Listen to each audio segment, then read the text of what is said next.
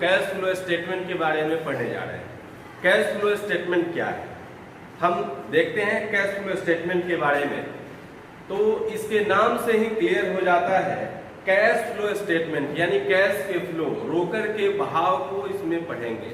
इसका हिंदी हो गया रोकड़ प्रवाह विवरण, कैश फ्लो स्टेटमेंट। इसे अकाउंटिंग स्टैंडर्ड 3 के रिवाइज्ड के अकॉर्डिंग हम लोग पढ़ते हैं।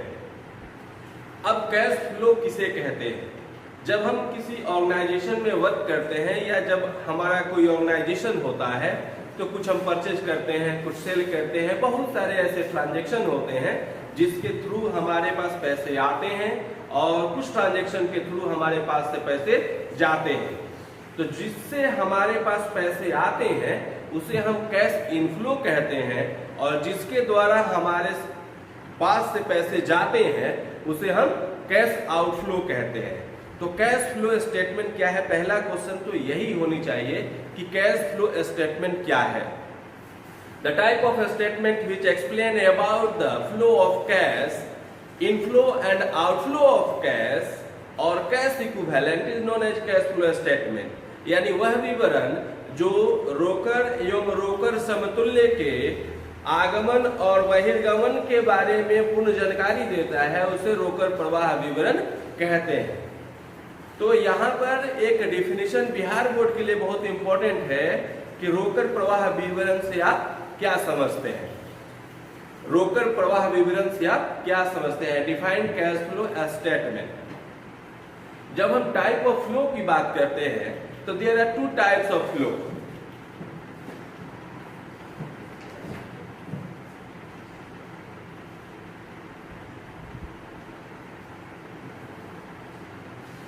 There are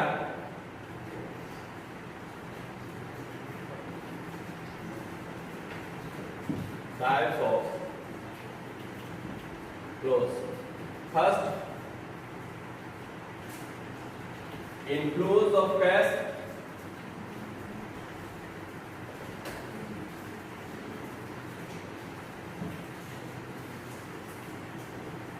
Or second,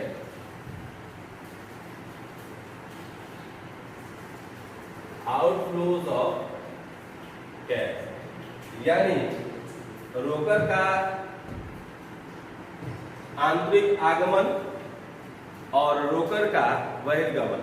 यानी जब रोकड़ हमारे पास आएगा, कैश और कैश इक्विवेलेंट हमारे पास आएगा तो उसे हम इनफ्लोज ऑफ कैश कहेंगे। यानी कैश का अंतर्गमन, आगमन, और आउटफ्लोज ऑफ कैश की जब बात होगी तो कैश का बहिर्गमन कहेंगे। तो कैश के आगमन और बहिर्गमन यानी इनफ्लोज ऑफ कैश और आउटफ्लोज ऑफ कैश के स्टेटमेंट को ही हम क्या कहते हैं? कैश फ्लो स्टेटमेंट कहते हैं।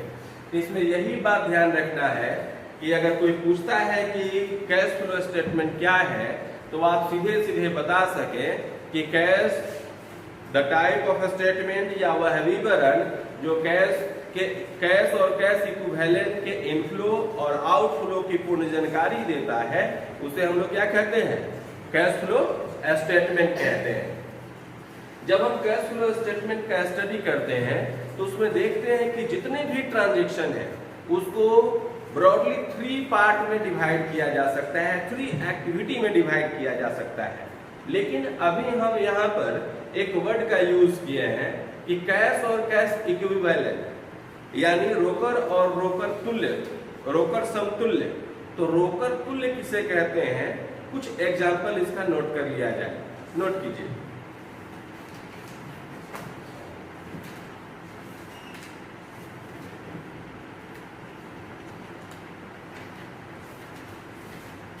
जैसे करेंट इन्वेस्टमेंट,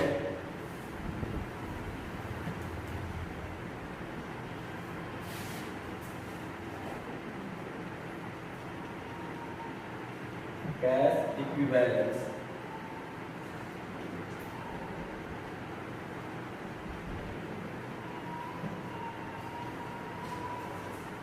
कैश इक्विवेलेंट्स में क्या क्या आएंगे? इसमें cash in hand,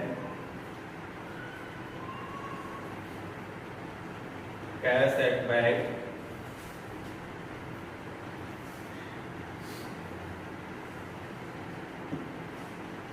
current investment,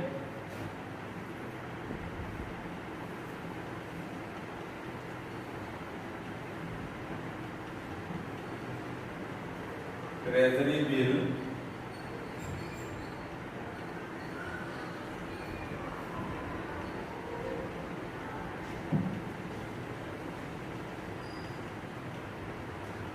commercial paper,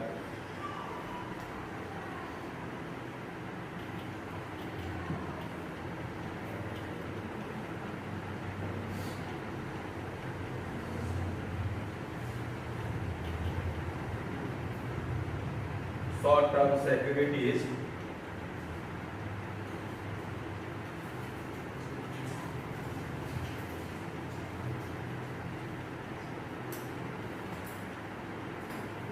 और इसे मार्केटेबल सिक्योरिटी भी कहते हैं।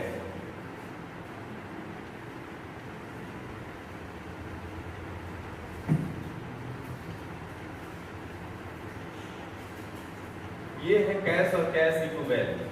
कैश और कैश इक्विवेलेंट का सेंस क्या है? यानी जिस तरीके से हम कैश का ट्रीटमेंट करेंगे उसी तरीके से इन सारे आइटम्स की भी हम ट्रीटमेंट करेंगे, यानी इसे हम कैश ही मानेंगे। कैश और कैश इक्विवेलेंट का सेंस यही हुआ कि कैश के जैसा। तो इन जब भी ये क्वेश्चन में आइटम्स आएंगे तो इस पर स्पेशल केयर रखना है और इसे कैश की तरह ही ट्रीट करनी है, तब जाके आप आसानी से क्वेश्चन को सॉल्व कर पाएंगे। इसके बाद हम चलते हैं कि किस तरीके से हम इसको डिवाइड करते हैं। तो जब कैश फ्लो स्टेटमेंट की स्टडी करते हैं तो जितने भी आइटम्स हैं उनको हम जब ब्रॉडली क्लासिफाइड करते हैं तो 3 कैटेगरी में आते हैं, यानी all activities related to cash और cash equivalents comes under 3 heads. कौन कौन से हेड हैं उसे देखा जाए।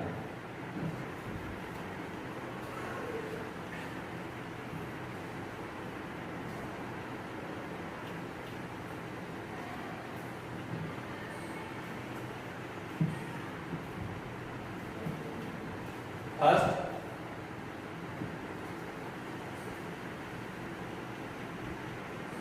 Operating activity. Second,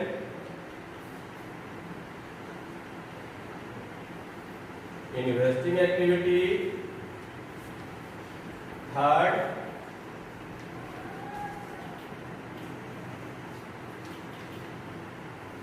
financing activity.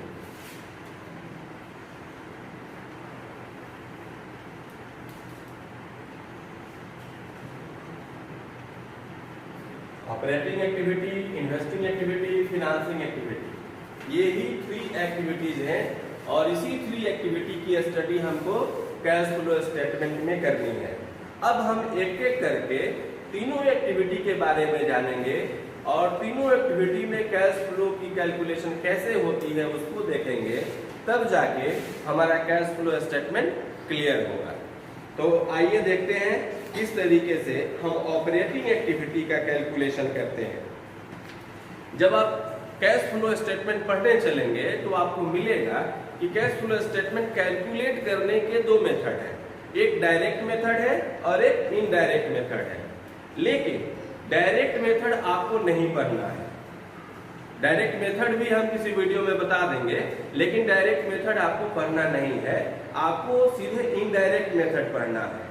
तो इनडायरेक्ट मेथड में ऑपरेटिंग एक्टिविटी में कैश फ्लो का कैलकुलेशन कैसे किया जाता है, इसके लिए कुछ रूल्स नोट करने हैं। जब रूल्स नोट करने चलते हैं तो देखते हैं कि सबसे पहले एक जो हेडिंग आएगा ऑपरेटिंग एक्टिविटी में, उसमें आएगा नेट प्रॉफिट बिफोर टैक्स। तो नेट प्रॉफिट बिफोर टैक्स कैसे कैलकुलेट करते हैं, उसके बाद हम ऑपरेटिंग एक्टिविटी की बात करेंगे। तो आइए देखते हैं नेट प्रॉफिट बिफोर टैक्स की कैलकुलेशन कैसे करते हैं। ऑपरेटिंग एक्टिविटी को अगर आप समझ लेते हैं तो ऑपरेटिंग एक्टिविटी के बाद बहुत ही आसान है आपका इन्वेस्टिंग एक्टिविटी और फिनांसिंग एक्टिविटी। तो चलते हैं सबसे पहले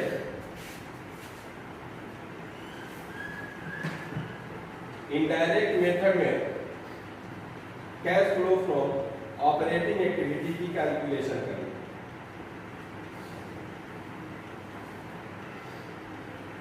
तो हमने बताया था कि आप जब ऑपरेटिंग एक्टिविटी कैलकुलेट करने चलिएगा तो वहां पे एक वर्ड आपको सबसे पहले जो मिलेगा वो मिलेगा net profit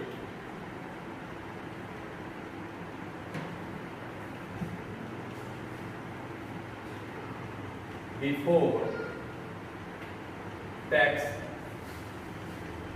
and extraordinary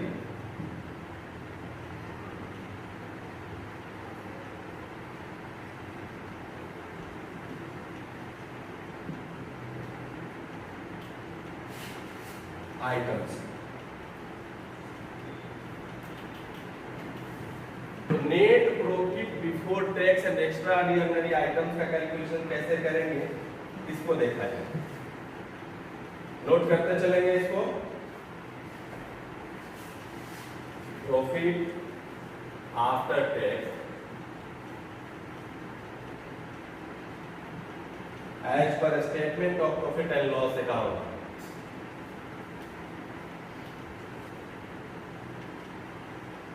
as per statement of PL account,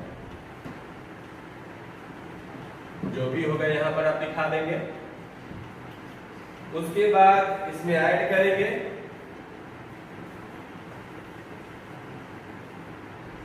provision for income tax,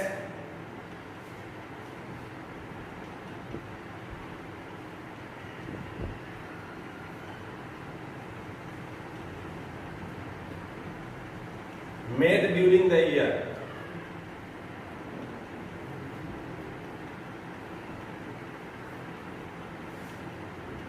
यानी पूरे साल के दौरान जो प्रोविजन इनकम टैक्स का किया गया वो कितना किया गया, जो भी इनकम टैक्स का प्रोविजन होगा उसको हम इसमें ऐड कर देंगे। एक्स्ट्रा ऑर्डिनरी आइटम्स भी ऐड करेंगे।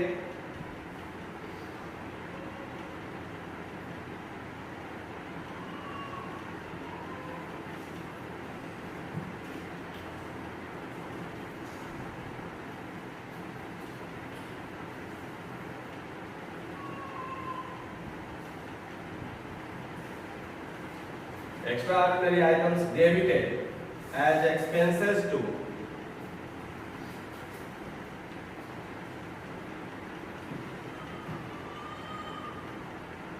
a statement of PL account।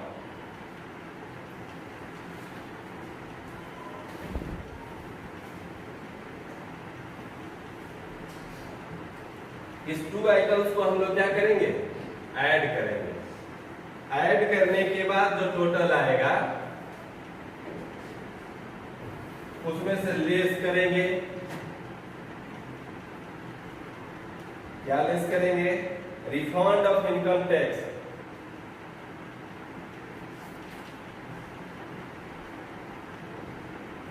यानी अगर एक्स्ट्रा कुछ इनकम टैक्स हो गया है, एक्स्ट्रा हमने प्रोविजन कर लिया है, तो नेट जो इनकम टैक्स है उसके अलावे जो इनकम टैक्स हो गया उसे हम रिफंड ऑफ इनकम टैक्स मानेंगे और उसे हम प्रॉफिट आफ्टर टैक्स से लेस करेंगे।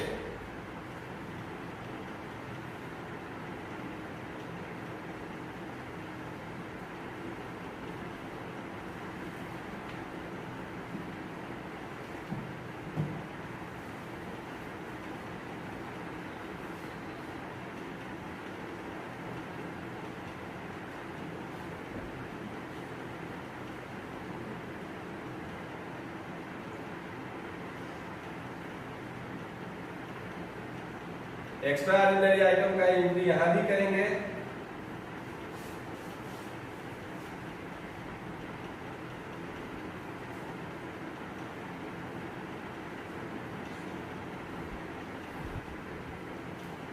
ऊपर आप देखेंगे यहां पर डेबिटेड है तो यहां क्रेडिटेड हो जाएगा।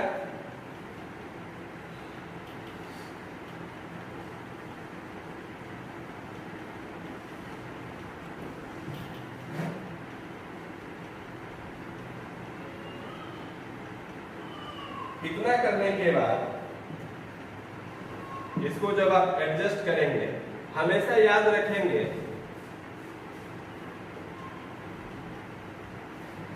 जब भी आप यहां पर माइनस की बात करेंगे उसे ब्रैकेट में कर देंगे, यानी ब्रैकेट जो है इंडिकेट करेगा निगेटिव आइटम को, और तब यहां पे आपको मिलेगा net profit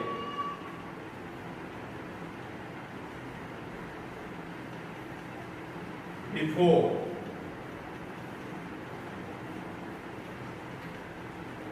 tax and extraordinary item.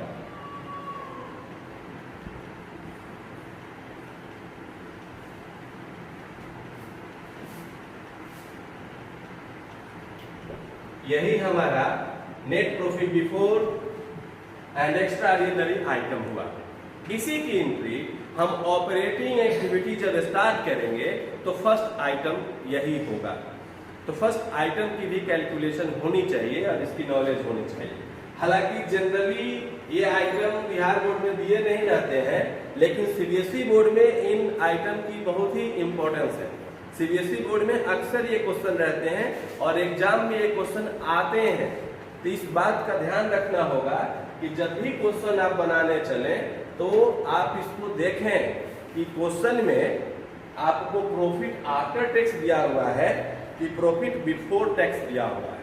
अगर आफ्टर टैक्स दिया हुआ है तो आप बिफोर टैक्स कैलकुलेट करें और कैलकुलेट करने के बाद ऑपरेटिंग एक्टिविटी की तरफ मूव करें। ओके, हम लोग net profit before tax and extraordinary item calculate किए। तो यह कब करेंगे? यह जब profit and loss statement account यानी पीएल अकाउंट का बैलेंस जब दिया होगा क्वेश्चन में, तो इस तरीके से हम net profit before tax and extraordinary item को कैलकुलेट करेंगे। लेकिन जब क्वेश्चन में बैलेंस शीट में दिया हो प्रॉफिट एंड लॉस अकाउंट, उस समय नेट प्रॉफिट बिफोर टैक्स कैसे कैलकुलेट करेंगे, उसका कैलकुलेशन थोड़ा सा अलग हो जाता है। तो देखिए, उसको देखने चलते हैं कि नेट प्रॉफिट बिफोर टैक्स कैसे कैलकुलेट किया जाता है जब वो बैलेंस शीट में दिया हो। अभी जो हम लोग नोट किए यह है जब प्रॉफिट एंड लॉस अकाउंट में दिया हो, तब इस तरीके से net profit before tax and extraordinary item को कैलकुलेट किया जाता है। लेकिन जब बैलेंस शीट में दिया हो तो उसको थोड़ा सा अलग ढंग से कैलकुलेट करते हैं। इसको नोट किया जाए।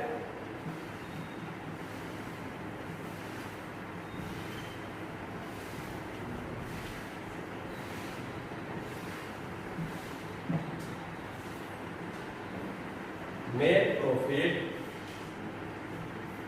Before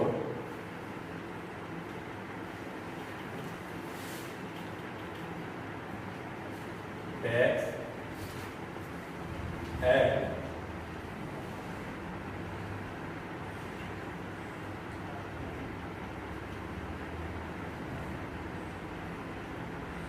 items.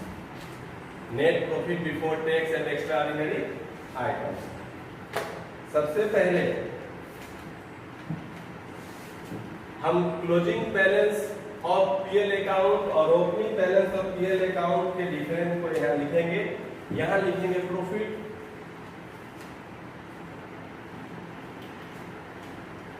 And loss of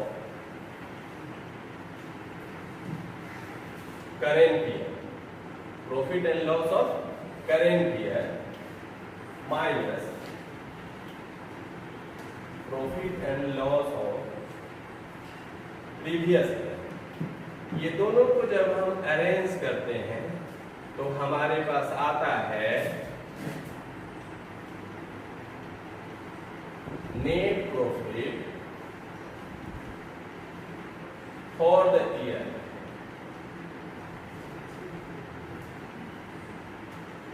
net profit for the year ये आया, या प्रॉफिट ड्यूरिंग द ईयर आया। इसको हम लोग यहाँ पे दिखा देंगे। आप चाहें तो इसको ओरली करके भी डायरेक्ट यहाँ पे आ सकते हैं और लिखेंगे प्रॉफिट फॉर द ईयर। अब इसमें ऐड किस किस आइटम को करते हैं देखा है। Add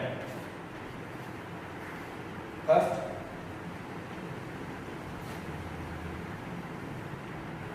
dividend paid during the year.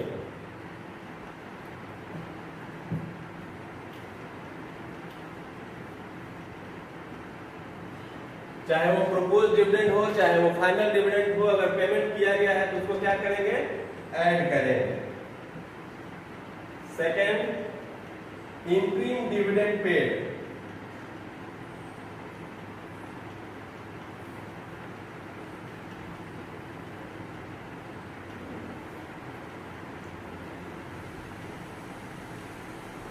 वही हुआ during the year. Next,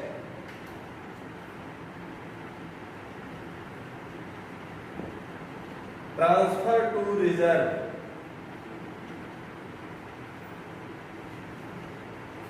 transfer to reserve, चाहे वो डीआरआर हो और चाहे कोई रिजर्व हो।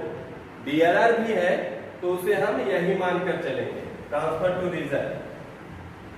Next,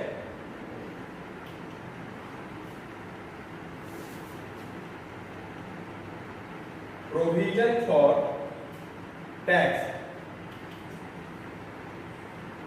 made during the year.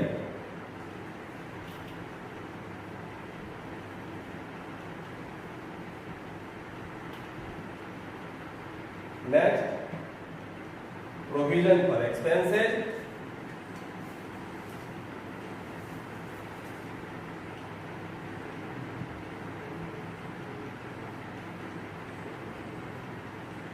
Next, deferred tax liability, deferred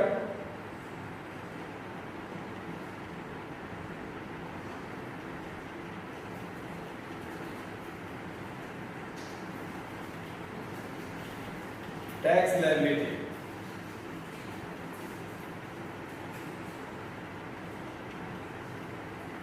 यहां नेट होगा। उसके बाद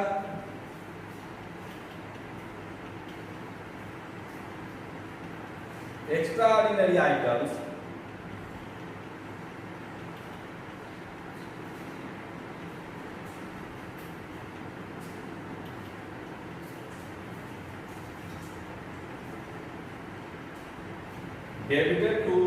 debited as expenses,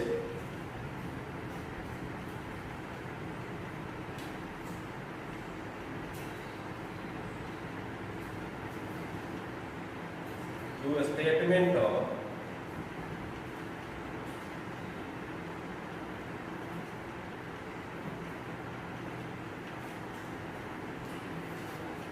PL account.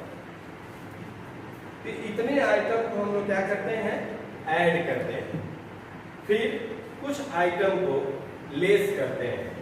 Less वाले आइटम को, ऐड वाले आइटम को तो आप जानते हैं, यहां पे आपको दिखा देना है। जितने आइटम होंगे लिख देंगे। उसके बाद हम टोटल कर लेंगे, फिर उसमें से लेस करेंगे।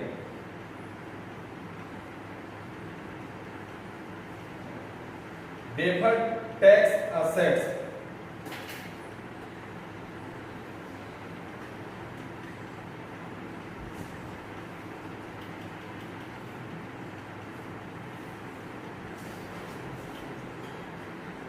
फिर रिफंड ऑफ टैक्स,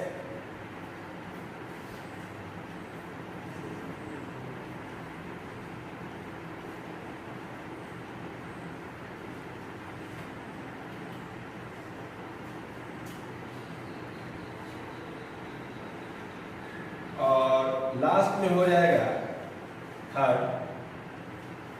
यहां पर एक्स्ट्रा ऑर्डिनरी आइटम डेबिटेड है ना, यहां क्रेडिटेड हो जाएगा।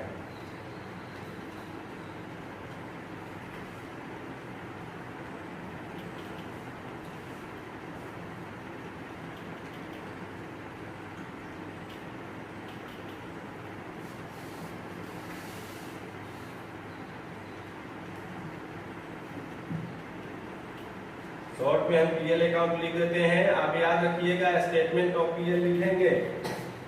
इस तीनों को हम यहाँ ऐड कर लेंगे, और ऐड करने के बाद यहाँ टोटल जो दिया हुआ है टोटल से लेस कर लेंगे। हमने आपको बताया ब्रैकेट क्या इंडिकेट करता है, ब्रैकेट निगेटिव आइटम को इंडिकेट करता है। और फिर आएगा हमारे पास net profit before tax and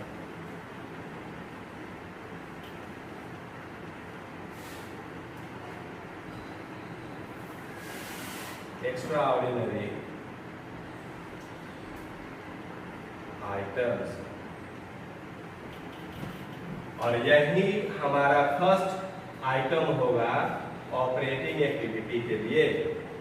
तो इसको आपको बनाना अति आवश्यक है। सीबीएसई बोर्ड में तो कंपलसरी है, बिना इसको बनाए आपको मार्किंग नहीं होने जा रही है, आपको मार्क्स नहीं मिलेंगे। बिहार बोर्ड में ये क्वेश्चन जनरली नहीं आता है। बिहार बोर्ड में फ्लैट क्वेश्चन आता है, सीधे net profit before tax and extraordinary item ही दिया रहता है।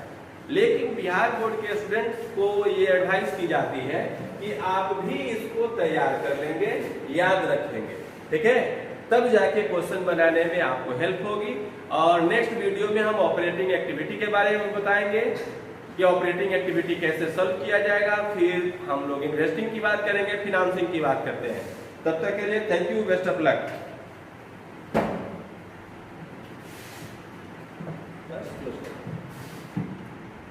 कट हो जाएगा।